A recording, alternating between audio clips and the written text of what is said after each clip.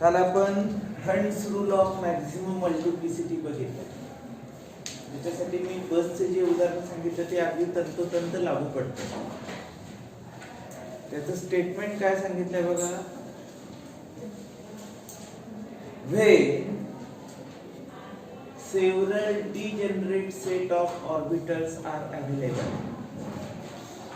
When several degenerate set of orbitals are available, then all such orbitals are filled first singly with electrons having parallel spin, and then pairing of electron takes place with electrons having anti-parallel spin. हा झाला hunts rule. तर त्याचं example बघूया आपण. Examples of hunts rule.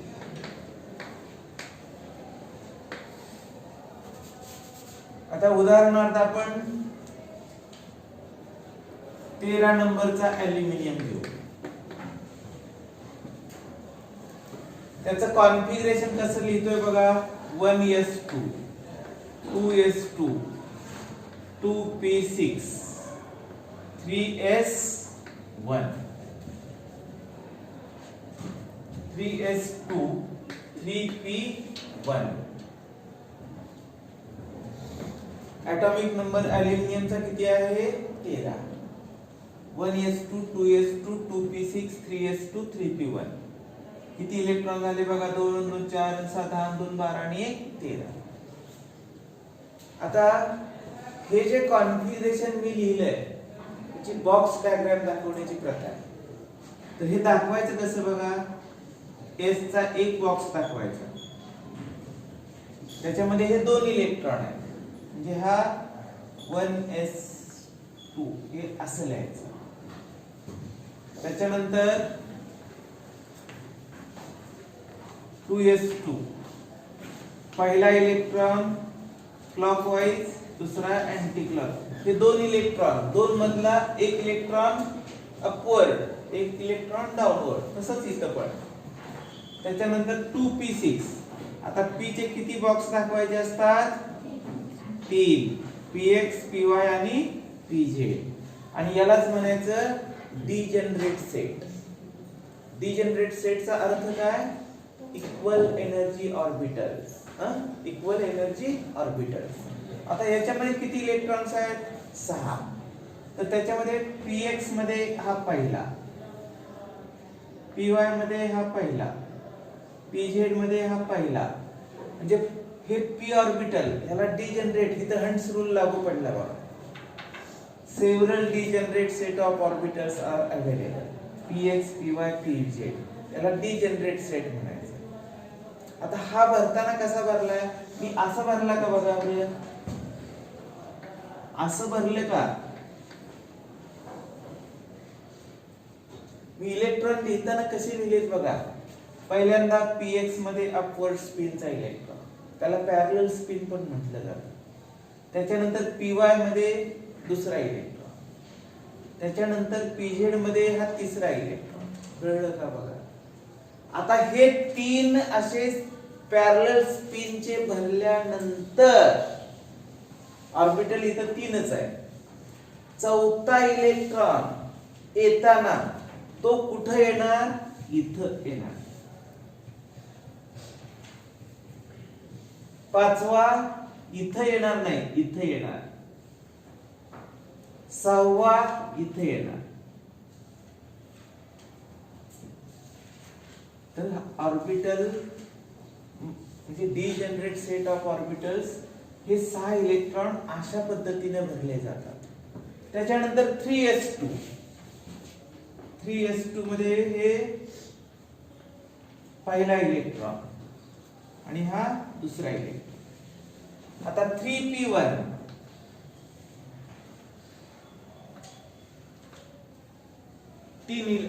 Degenerate set आहे.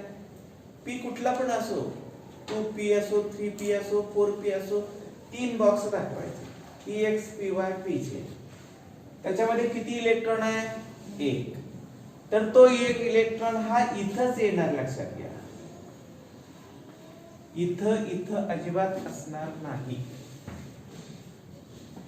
कळलं का?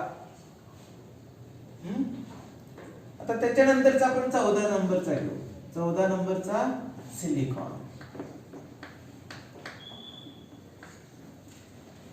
1s2 2s2 2p6 3s2 3p2 हे 1s2 आहे तसं. आता त्याच पद्धतीने बघतोय.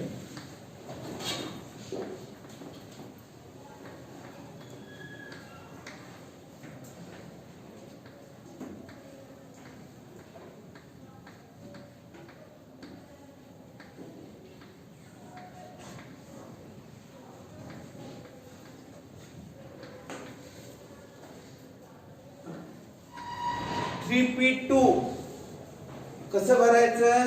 इथं एक इलेक्ट्रॉन, इथं एक इलेक्ट्रॉन. हे चुकून पण असं भरायचं नाही.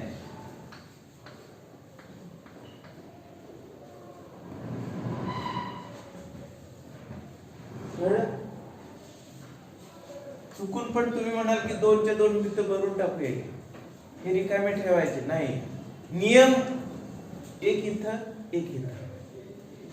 एसटी पूर्ण रिकामे 5-7 जण आहेत. असं काही नाही, दोघं एकाच बाकड्यावर बसत नाही. प्रत्येक जण खिडकी शेजारची जागा पकडणार. 6 जण 6 सीट वरतीच बसते. एक मानवी प्रवृत्ती आहे आपली, बरोबर आहे की नाही? प्रत्येकाला खिडकीच पाहिजे का नाही? उन्हाळ्याचे दिवस आहेत, त्यात थंडीमध्ये ठीक आहे असं करून बसाल ते नाही, परंतु उन्हाळ्याचे दिवस आहेत. प्रत्येक 6-7-10 माणसं आहेत. प्रत्येक जण स्वतंत्र सीट पकडायला बघणार. तसं इथं स्वतंत्र सीट पकडली जाईल. 13 अल्युमिनियम, 14 झाला. 15 फॉस्फरस कसा भरला जाईल बघा.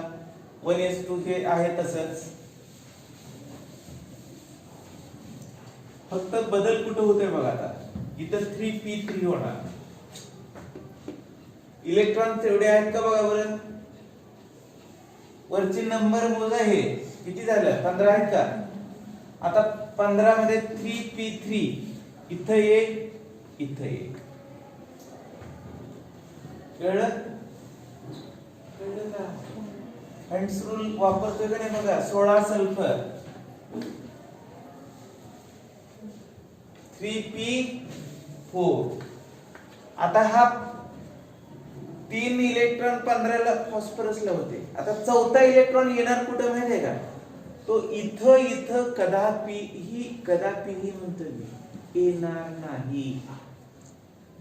त्याला नियमानं इथंच यावं लागेल आणि तो असाच असेल. चौथा.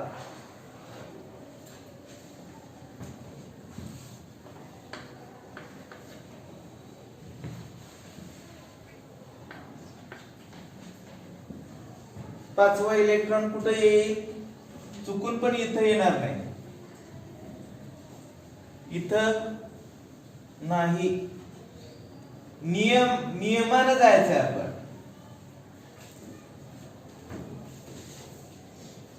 कळलं? कळतं का प्रत्येक गोष्ट? का लगेच पुस्तक म्हणून तुम्हाला कळत नाही असं? आता 18 नंबरचा कुठला आहे? आर्गॉन. 18 आर्गॉन. आता इथं किती असेल? 6.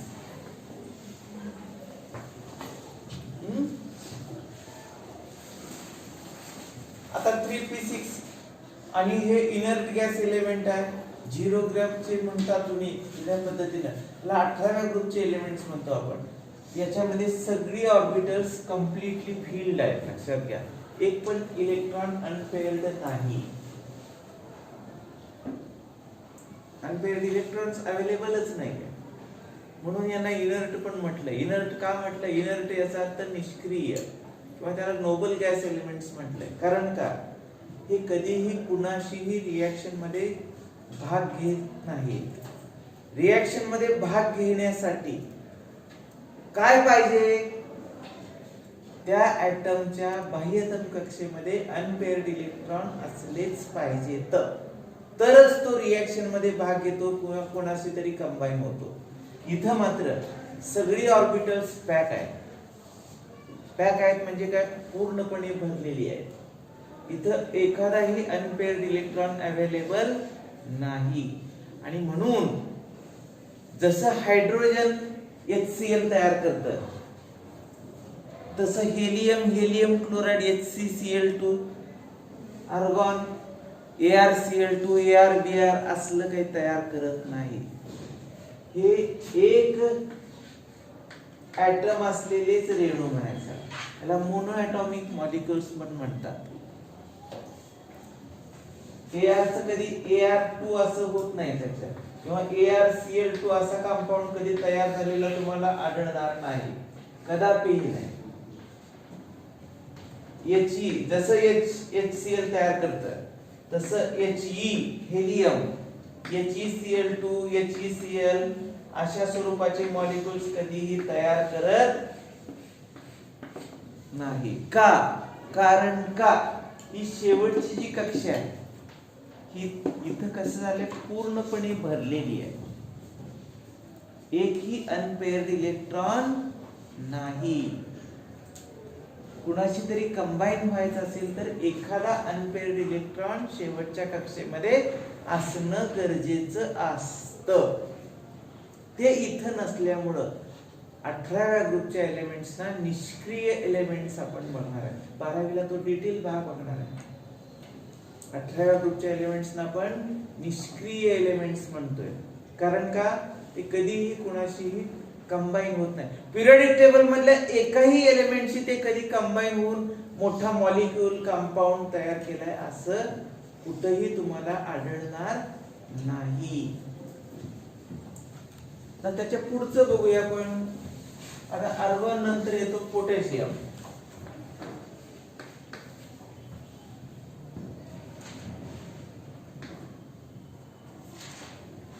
P6 नंतर काय येतं? बोरेस1.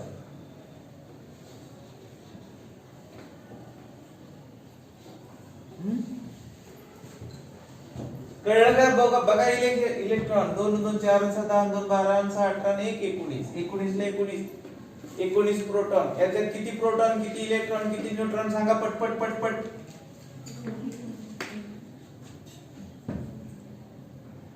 आयसोटोप घेतला पोटॅशियम. किती प्रोटॉन?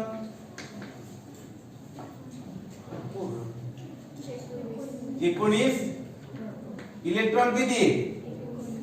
न्यूट्रॉन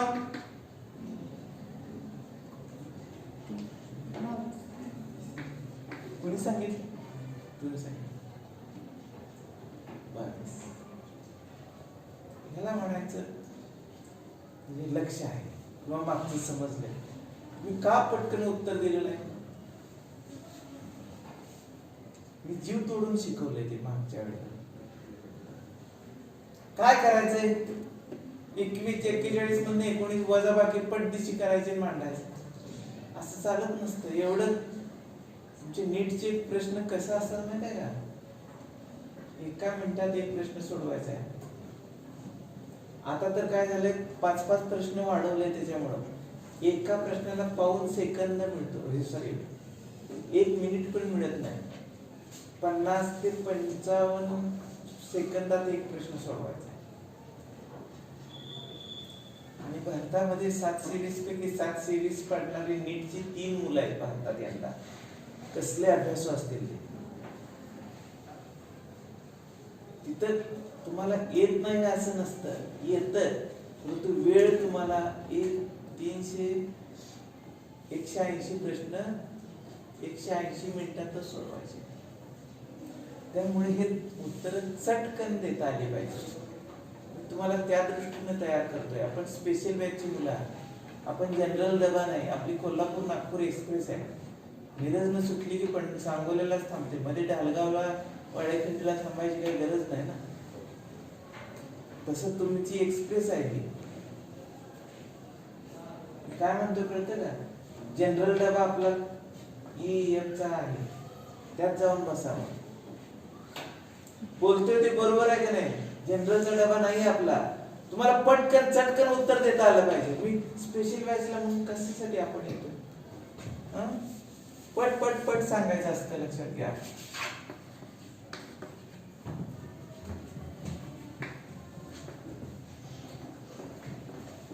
बरोबर आहे का?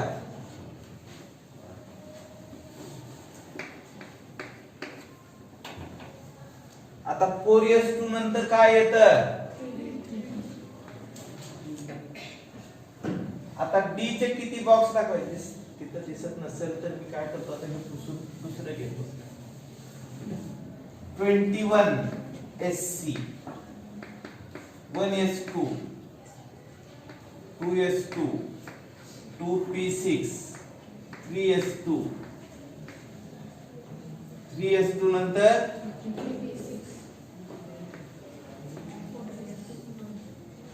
इथं 3d1.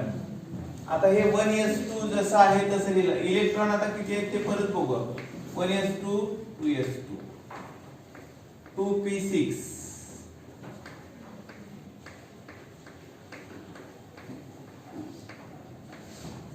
3s2,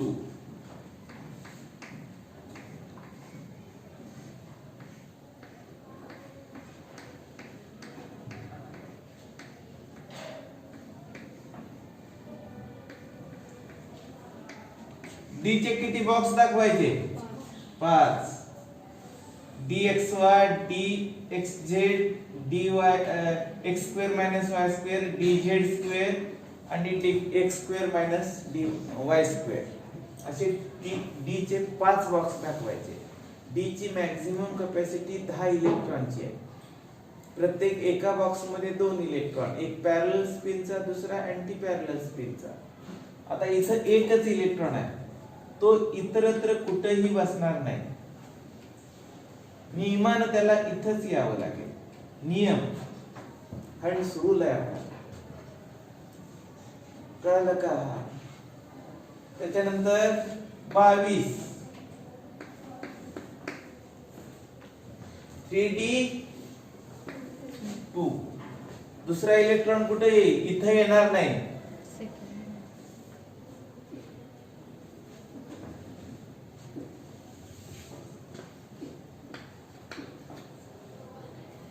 एक एक इलेक्ट्रॉन मी वाढवत चाललोय ऍटॉमिक नंबर 1 प्रमाणे.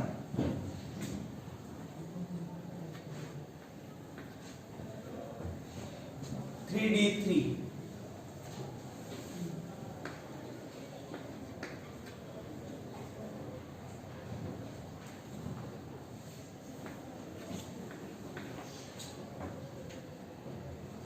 बरोबर आहे का? कळतं का? समजतं का?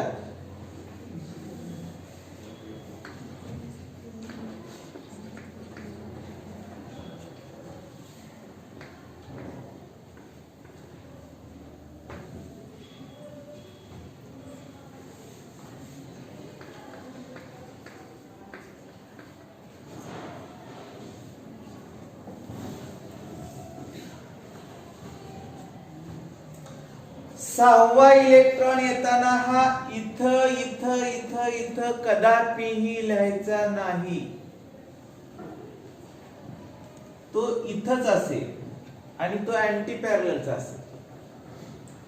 5 इलेक्ट्रॉन पॅरलल स्पिनचे, 5 anti parallel स्पिनचे.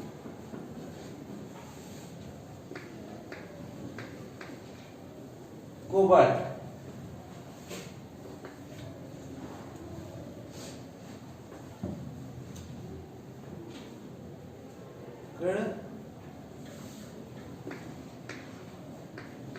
Nickel 3d8,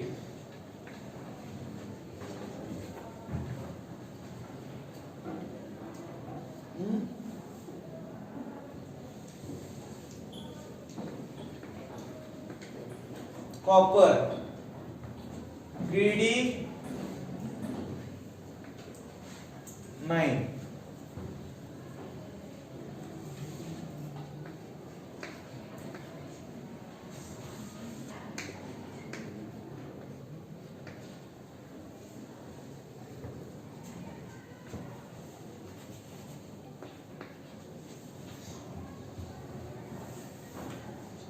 electron मोजून बघा एवढेच होतात का बघा. याच्यात प्रोटॉन किती सांगा. प्रोटॉन किती. इलेक्ट्रॉन न्यूट्रॉन बस. छान.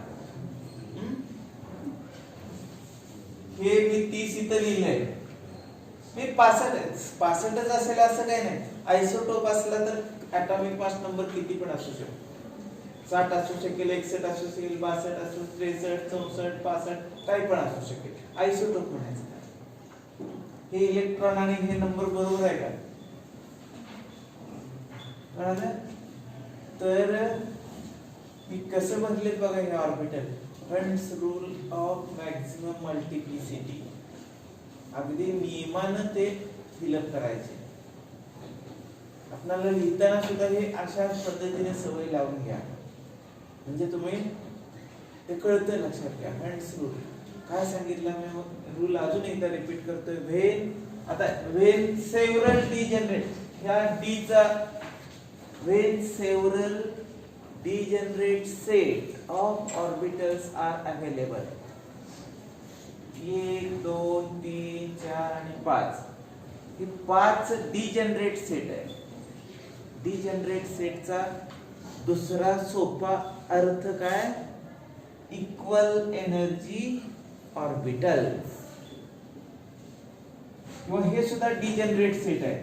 px py आणि pj ते पण डिजनरेट सेट आहे. तर असे डिजनरेट सेटचे ऑर्बिटल्स बनताना पहिल्यांदा इलेक्ट्रॉन्स पॅरलल स्पिनचे अपवर्ड स्पिनचेच एंट्री होतात ऑर्बिट मध्ये. त्या डिजनरेट सेट मध्ये पहिल्यांदा काय होतं. याला पॅरलल स्पिनचे इलेक्ट्रॉन म्हणायचं, अपवर्ड स्पिनचे इलेक्ट्रॉन म्हणायचं. किंवा याचा स्पिन असतो तो प्लस हाफ असतो.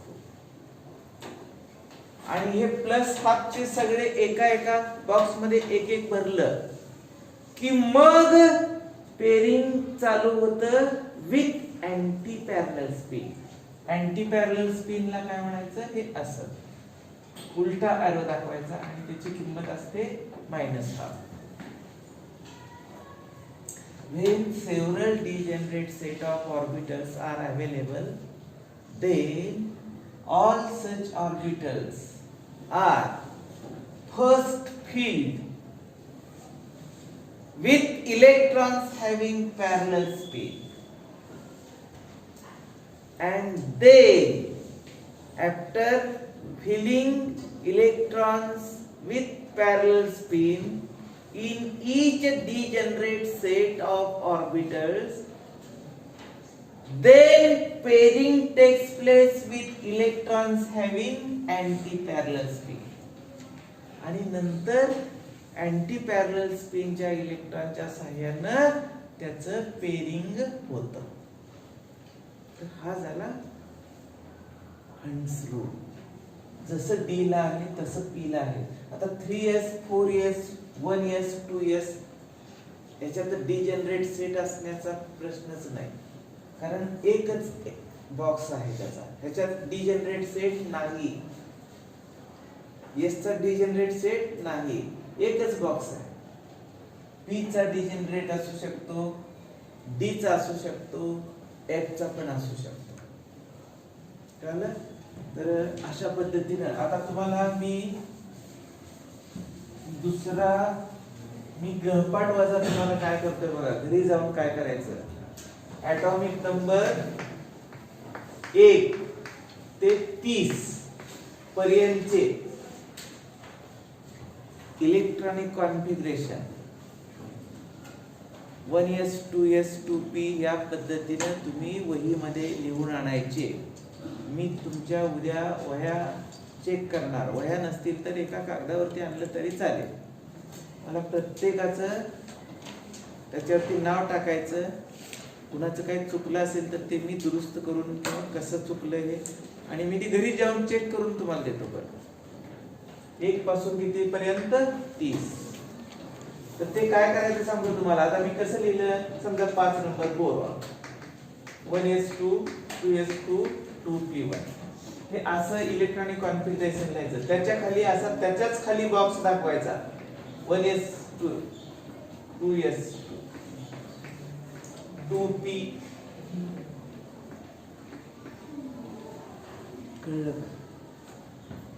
ऍटम ऍटॉमिक नंबर लिहायचा, ऍटॉमिक मास नंबर लिहिण्याची गरज नाही. हे असं कॉन्फिगरेशन लिहायचं. आणि हा बॉक्स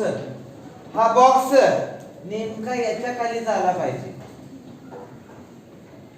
तुम्ही असं लिहायचं नाही कधी, किंवा हा बॉक्स 2p चा इथं 2s दाखवायचा आणि इथं 2p करायचा, असं चालणार नाही. लक्षात घ्या, इथं 2p लिहिले.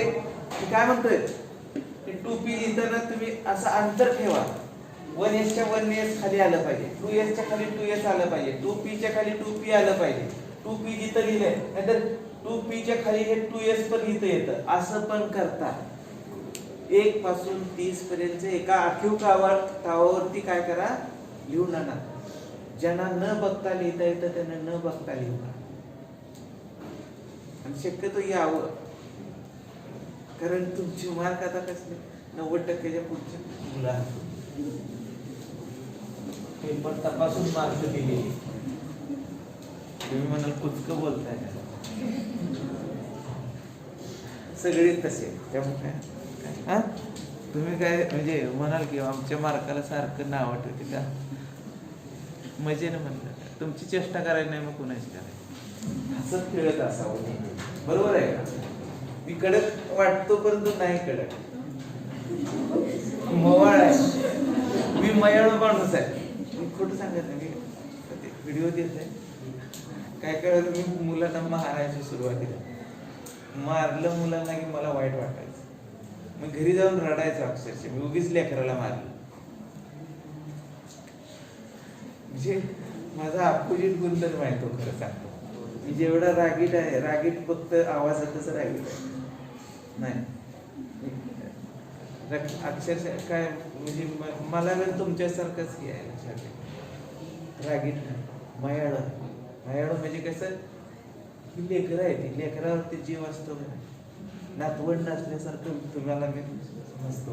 त्यामुळे तुम्हाला मी रागावलं तरी अर्थ काय, आई मारते का नाही. तुम्ही पाण्यात खेळायला लागला, थंडीचे दिवस आहेत आणि गार पाण्यात जाऊन लहान मूल वर्ष 1.5 वर्षाचं, आई काय करते, उचलते, धबा धबा धबा धबा मारते. आणि मग म्हणजे काय, ती त्या लेकराच्या भल्यासाठी असतं का नाही. तसं तुमचं मी रागावलं तर त्याचा उद्देश तोच असतो. काय, आपल्या लेकरानं कुठेतरी चांगला IAS कलेक्टर व्हावा, हा उद्देश आहे. बरोबर आहे का. मला नको आहे, मला होता तुम्हाला घडवणं माझं काम आहे. ते सोनं दिलंय माझ्याकडे बिस्किटाच्या रूपातलं, त्याचा मी चांगला दागिना घडवून द्यायचा. दागिना चांगला घडवून दिला तर माझ्याकडे परत दागिने घडवायला येणार आहे, नाहीतर नाही येणार. बरोबर आहे का नाही. मी चांगला नाही बनवून दिला तर ही सोनार बाद आहे म्हणणार का नाही. असं का, हे सोनं आहे. तुम्ही मुलं हे सोनं आहात आणि शिक्षक तुम्हाला चांगल्यासाठी बोलतात. चांगल्यासाठी म्हणजे काय, तुम्ही वाईट मार्गाला लागू नये, हा उद्देश आहे त्याचा. त्याच्यानंतर पुढचा भाग आहे इलेक्ट्रॉनिक कॉन्फिगरेशनचं. जर सांगितलं इलेक्ट्रॉनिक कॉन्फिगरेशन म्हणजे काय, डेफिनेशन काय, इलेक्ट्रॉनिक कॉन्फिगरेशन व्हिडिओ मध्ये येते, नकोस असलं काय बोलायला. इलेक्ट्रॉनिक कॉन्फिगरेशन तुम्हाला जुन्या पद्धतीनं KLMNOP सिरीज प्रमाणे जी कॉन्फिगरेशन झालंय तसंच कॉन्फिगरेशन आपण ऑर्बिटल किंवा SPDF या ब्लॉक प्रमाणे लिहायचं आहे. तर इलेक्ट्रॉनिक कॉन्फिगरेशन म्हणजे इलेक्ट्रॉन संरूपण. त्याचं डेफिनेशन काय बघा, it is the representation, it is the representation of arrangement of electrons in various orbits and orbitals. Arrangement म्हणजे अरेंजमेंट करणं. आता तुमची अरेंजमेंट केली की नाही, ह्या वर्गात बसण्याची ही अरेंजमेंट आहे. लक्षात घ्या, प्रत्येक इलेक्ट्रॉनला कुठलं ठिकाण आहे, कुठल्या जागेत त्यानं थांबायचं, कुठं राहायचं, कसं असायचं, अपवर्ड असावं का डाऊनवर्ड असावं, हे सर्व नियमबद्धरित्या सांगण्याचं काम करतं ते इलेक्ट्रॉनिक कॉन्फिगरेशन. तर डेफिनेशन त्याची काय सांगितली? It is the representation, it is the representation of arrangement of electrons in various orbits and orbitals known as electronic configuration. ठीक आहे. तर हे इलेक्ट्रॉनिक कॉन्फिगरेशन झाल्यानंतर आपण उद्या राहिलेला भाग डी ब्रॉग्ली इक्वेशन वगैरे राहिलेलं आहे त्यातलं ते आता परीक्षेला येतं न येतं परंतु ते घ्यावं लागणार आहे आपल्याला. ठीक आहे. तर मी उद्याचा गृहपाठ सर्वांचा बघणार आहे. जो गृहपाठ